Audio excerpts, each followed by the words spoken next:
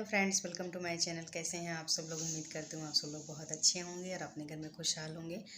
और मैं हूँ आकांक्षा।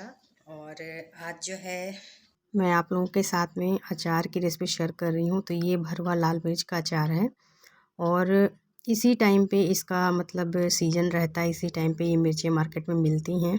उसके बाद पूरे साल बिल्कुल भी नहीं मिलती हैं। तो यही टाइम होता है कि आप 1 साल के लिए, 2 साल के लिए, 3 साल के लिए बढ़िया अचार बना कर के रख लीजिए और आराम से खाइए।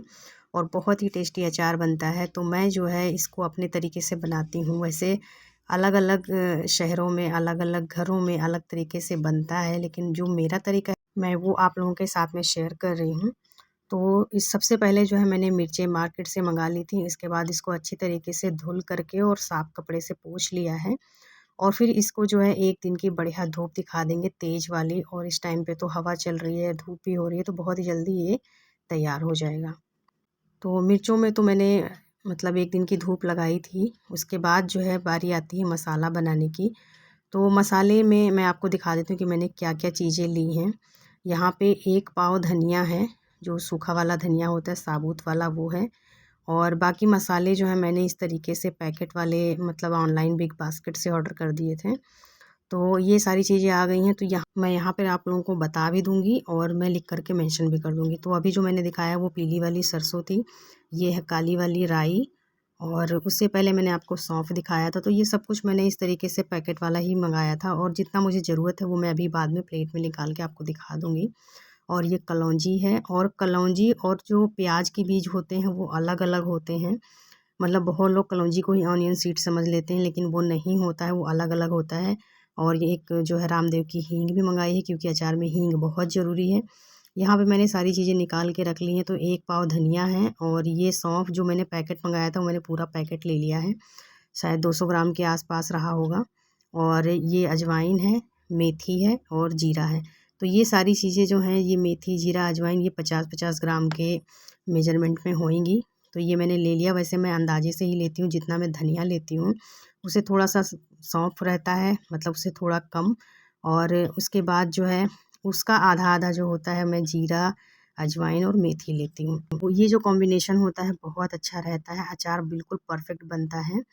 और इसके बाद हमें ये सारी चीज़ों को इस तरीके से बारी-बारी से ड्राई रोस्ट कर लेना है। तो सबसे पहले मैंने यहाँ पे धनिया रोस्ट कर लिया है और बहुत ही आसानी से हो जाता है, कोई भी दिक्कत नहीं आती है। बस इसको जो है आप इस तरीके से चलाते जाइए और आराम से ये थोड़ी देर में रोस्ट हो जाता है।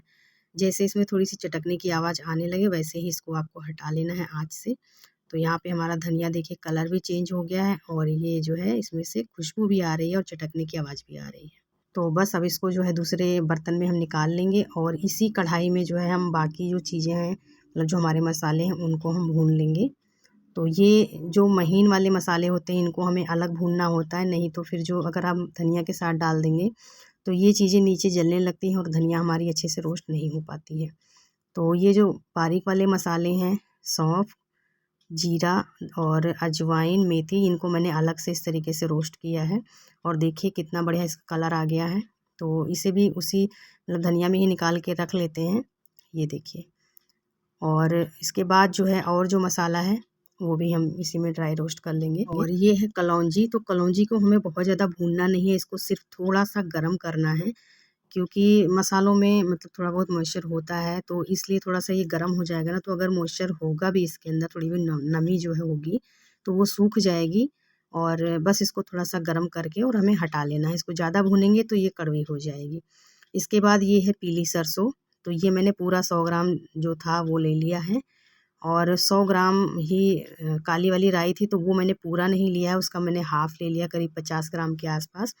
इन दोनों को भी हम थोड़ा-सा भून लेंगे, इसको हमें चटकाना नहीं है, बस खाली थोड़ा-सा गरम हो जाए, उतना हमें भूनना है।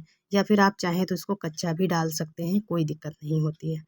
तो बस इसको भी थोड़ा-सा हल्का-सा गरम हो जाने तक हम इसे चलाते रहेंगे।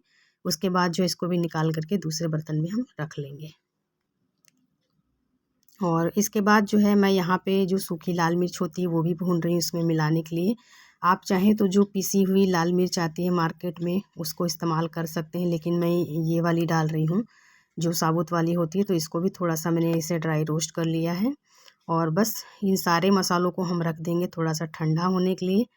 तो बड़े से बर्तन में मैंने सारी चीज़ें इकट्ठा कर दी हैं और ये वाला ठंडा हो गया तो मैं इससे पीसना शुरुआत करती हूँ। तो आप चाहें मतलब अगर जैसे जो सुविधा आपके पास हो, सिलबट्टा है तो सिलबट्टे पे पीस लीजिए, अगर वो कूटने वाला है तो उसमें कर लीजिए, मिक्सी है तो मिक्सी में पीस लीजिए। तो बस ध्यान इतना रखना है कि हमें मसालों को बहुत ज़्यादा बारीक नहीं पीसना है, बस थोड़ा-सा दरदरा सा ही रखना है। ये देखिए, ये सरसों और राई जो थी उसको मैंने इस तरीके से कुछ पीसा हुआ है, थोड़ा दरदरा ही। और इसके बाद जो है बाकी जो मसाले हैं उनको भी थोड़ा-थोड़ा करके हम पीस लेंगे।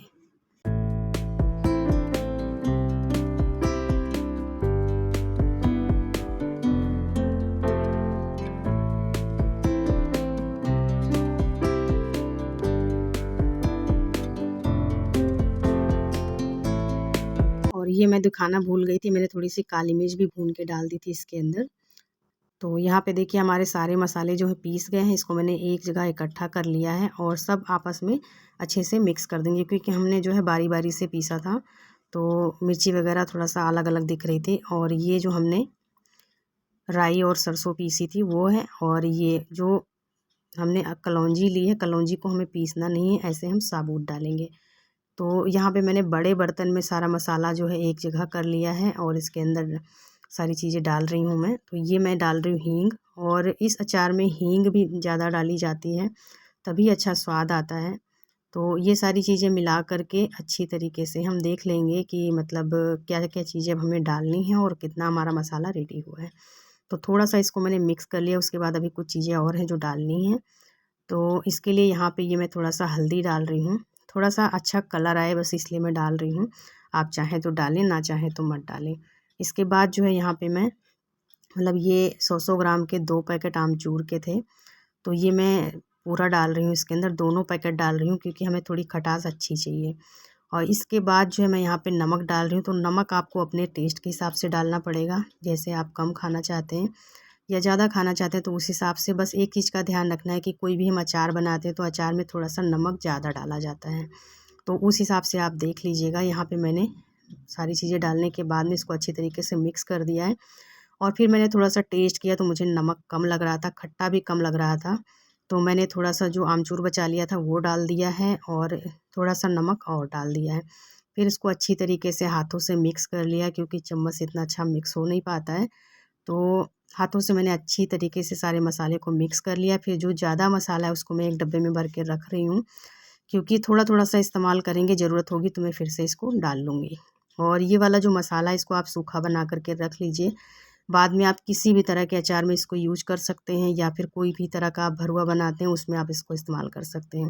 तो ये मसाला बहुत ही ज़्यादा मतलब अच्छा रहता है और आप इसको बहुत सारी चीज़ों में यूज़ कर सकते हैं। फिर जो है मैंने एक दूसरे बर्तन में थोड़ा मसाला निकाल लिया है, सारा एक साथ नहीं करना है। इसके बाद यहाँ पे मैंने डाला इसके अंदर सरसों का तेल, और ध्यान दीजिएगा कि सरसों का तेल जो है आप अच्छी मतलब क्वालिटी का लीजिएगा, अच्छे ब्रांड का लीजिएगा, नहीं तो अचार आपका जल्दी ख़राब हो जाएगा। तो मैंने इसको गरम नहीं किया है, ऐसे ही ठंडा तेल मैंने इस मसाले में मिला कर के अच्छी तरीके से मसल दिया, और कुछ इस तरीके से मसाला हमारा होना चाहिए। तो ये मिर्चों में भरने के लिए बिल्कुल तैयार है मसाला, मैंने चख के देख लिया, बिल्कुल परफ़ेक्ट बना है। और ये मैंने 1 दिन की धूप दिखाई थी मिर्चों को, तो हमारी मिर्चें भी तैयार हो गई हैं। तो इनको हमें क्या करना है, हमें छाँट लेना है कि थोड़ी जो नरम हो गई हैं मिर्चें उनको इस तरीके से कट करके और इसको थोड़ा-सा खाली करना है। जब ये खाली हो जाएगा, बीजों को इस तरीके से आप ऐसे मतलब किसी बर्तन में पटकेंगे तो आराम से निकल जाती हैं, कोई दिक्कत नहीं होती है और ये खाली हो जाता है। अगर आप इस तरीके से नहीं भर सकते हैं तो आप जो है इसमें चीरा लगा कर के भी भर सकते हैं। तो आसान है दोनों तरीक़ों से, जैसे भी आपको अच्छा लगे, आपको आसान लगे उस तरीके से कर सकते हैं। तो बस जो नरम-नरम मिर्चें हैं उनको इस तरीके से मैं छाँटती जा रही हूँ, और ऐसे इसके ऊपर का हिस्सा काट के और इसकी बीज जो है इस तरीके से निकाल देंगे। तो यहाँ पे कुछ मैंने निकाल लिया है। और एक चीज़ और आप ध्यान दीजिएगा कि जितना आपको भरना है बस उतनी मिर्चों की डंठल आप काटिएगा, अगर आप ज़्यादा काट के रख देंगे तो वो मिर्चें सड़ जाएँगी। और ये जो हमारी बीज निकली हुई हैं इनको हमें फेंकना बिल्कुल भी नहीं है। ये जो हमने मसाला बनाया है इसी के अंदर हमें ये मिक्स कर देना है अच्छी तरीके से, ये देखिए। तो कोई भी चीज़ हमें वेस्ट करने की ज़रूरत नहीं है, और इसमें वेस्ट जाता भी नहीं है, सब कुछ यूज़ हो जाता है। तो यहाँ पे मसाला हमारा बिल्कुल तैयार है, चलिए इसको भरना शुरू करते हैं। और भरना भी बहुत ही आसान है, इस तरीके से लीजिए और अगर जैसे आपके हाथों में जलन वगैरह हो जाती है मिर्चों से, तो आप चाहें तो ग्लव्स का इस्तेमाल कर सकते हैं। अगर नहीं होती है, जैसे जो लोग डेली काम करते रहते हैं किचन में, उनको थोड़ी सी आदत हो जाती है, तो हम लोगों को नहीं होता, हम लोग तो ऐसे ही कर लेते हैं। तो यहाँ पे देखिए मसाला डालने के बाद में चम्मच का जो पिछला वाला हिस्सा होता है उससे इस तरीके से थोड़ा सा अंदर हम प्रेस करेंगे तो नीचे तक मसाला हमारा अच्छे से पहुँच जाएगा। तो ये देखिए हमारी एक मिर्ची भर के तैयार हो गई है और इतनी बढ़िया लगती है ये वाली मिर्चें, मतलब 2-3 दिन में खाने लायक हो जाती हैं। आप इसको किसी भी तरह, मतलब दाल चावल के साथ खाइए, पराठे के साथ खाइए, पूरी के साथ खाइए, बहुत मज़ा आता है। और मेरे घर में तो ये अचार बहुत ही ज़्यादा सबको पसंद है। मतलब अगर जैसे कभी कभार होता है ना कि सुबह जल्दबाजी में अंश की टिफ़िन के लिए अगर कोई सब्ज़ी वगैरह नहीं बन पाती या नहीं होता है, तो ये जो अचार है ना, मैं पराठे बना करके उसके पराठे में लगा करके रोल बना देती हूँ, तो वो बहुत ही चाव से खा लेता है। मतलब उसको पसंद आता है और हमें भी अच्छा लगता है। तो इसीलिए मैं जो है अचार ये वाला बनाकर ज़रूर रखती हूँ। थोड़ी सी मेहनत लगती है, लेकिन हाँ, साल 2 साल 3 साल बहुत ही, मतलब अच्छे से चलता भी है और बहुत ही अच्छा स्वाद तो होता ही है। और जिसको पसंद होता है उसके लिए तो फिर क्या बताएँ। तो यहाँ पे देखते-देखते देखिए कितनी सारी मिर्चें जो है मैंने भर दी हैं, और जो ये छोटी वाली होती है ना, ये तो बहुत आसान होती हैं भरनी। ये तो बहुत ही जल्दी भर जाती है। थोड़ी जो बड़ी वाली होती हैं उसमें थोड़ा-सा 2-3 बार करना पड़ता है, डालना पड़ता है मसाला। लेकिन ये जो छोटी वाली होती हैं ये तो बहुत ईज़िली ऐसे देखिए उँगलियों से ही भर जाती है, इसमें कुछ भी करने की ज़रूरत नहीं पड़ती है। तो यहाँ पर मैंने लगभग जितना काटा था वो सारा मैंने भर के तैयार कर लिया है। ये देखिए, ये हमारा फाइनली जितनी मैंने मिर्ची कट की थी वो सब भर लिया है, और जो बचा है वो मैं धीरे-धीरे भर करके और फिर रख दूँगी। तो बस एक ही चीज़ ध्यान दीजिएगा कि जितनी मिर्चों के आप डंठल काटते हैं उसको उसी टाइम भर लीजिएगा, नहीं तो वो अंदर से सड़ जाएँगी। फिर हमें क्या करना, जितनी मिर्चें हमारी भर गई हैं उनको तुरंत के तुरंत हमें जो है डब्बे के अंदर डाल के रखना। अगर आपके पास कांच का कंटेनर है तो आप उसके अंदर डालिए, बहुत ज़्यादा अच्छा रहेगा। या फिर जो अचार वाली बरनी आती है उसमें भी आप रख सकते हैं, चीनी मिट्टी वाली। मेरे पास नहीं है तो मैं इस तरीके की ये डब्बा है मेरे पास, तो इसे अच्छी तरह से धुल करके और मैंने धूप में थोड़ा सा धूप दिखा दी है। फिर ये मिर्चों को हम इस तरीके से तेल में डिप कर करके और डब्बे के अंदर हम डालते जाएंगे।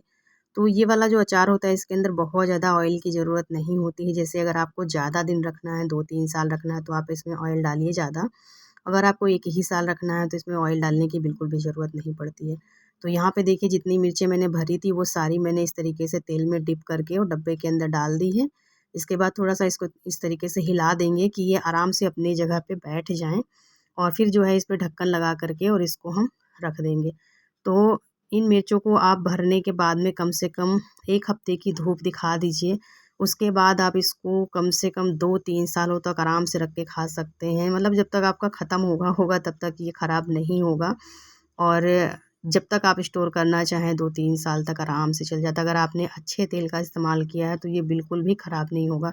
बस आप थोड़ा-सा टाइम से धूप दिखाते रहिए, तो ये सही रहेगा। और ये देखिए मैंने जो है लास्ट का जो निकलता है ना, काट के अलग किया था, उसको भी मैंने वेस्ट नहीं जाने दिया है। इसको मैंने इस तरीके से जो उसकी डंठल थी उससे अलग कर लिया। उसके बाद एक छोटी शीशी में, काँच की शीशी है, इसके अंदर मैंने डाल दिया है। इसी में मैं थोड़ा-सा जो मैंने मसाला बनाया था वो डाल रही हूँ, और थोड़ा-सा मैंने तेल डाल दिया। इसके बाद इसको इस तरीके से मिक्स कर देंगे। इसको भी 1-2 दिन की धूप दिखा देंगे, तो ये भी चटनी जैसा बन जाता है, बहुत अच्छा लगता है खाने में, मतलब वही टेस्ट आता है अचार वाला। तो ये एक तरीका है कि आप ज़रा-सा भी वेस्ट नहीं करना चाहते तो इस तरीके से यूज़ कर सकते हैं। आप चाहें तो इसको मसाले वगैरह में पीस के भी यूज़ कर सकते हैं, कोई दिक्कत नहीं है। तो यहाँ पर जितनी भी मिर्चें थी मैंने सारी भर के तैयार कर ली हैं, और एक दिन में नहीं भर गई थी क्योंकि बहुत सारे काम होते हैं। तो मैंने 2 दिन लगाए भरने में, तो जितना मैंने काटा था उतना 1 दिन भर लिया, उसके बाद धीरे दे करके जब भी मुझे टाइम मिला मैंने भर लिया।